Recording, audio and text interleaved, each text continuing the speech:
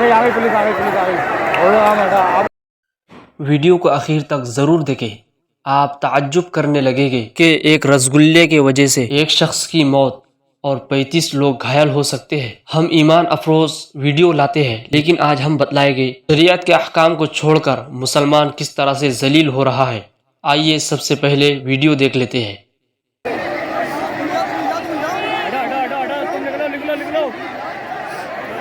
पीछे रहो भाई, इधर आओ, पीछे आओ। पीछे आया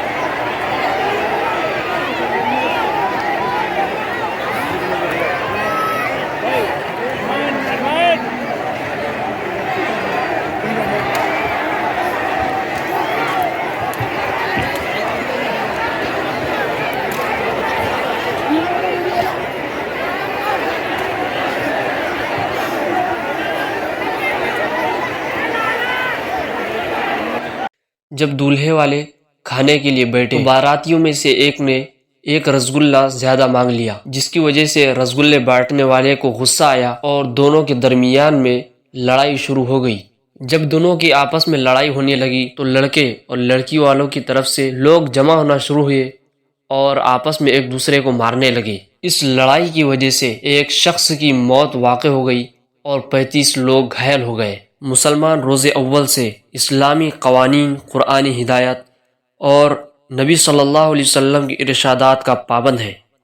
इस्लाम मुखालिफ दूसरी तहजीबों, रस्म व रिवाज और तौर तरीक़ों को नाकबूल करना एक कामिल मुसलमान की अलामत, उसका फ़ख्र और इम्तियाज़ है, क्योंकि इस्लाम एक कामिल और मुकम्मल, अबदी और आफाकी मजहब है। ज़िंदगी के किसी गोशे में वो अपने मानने वालों को तन्हा नहीं छोड़ता, उसकी तालीमात हर मोड़ पर रहनुमाई करती है।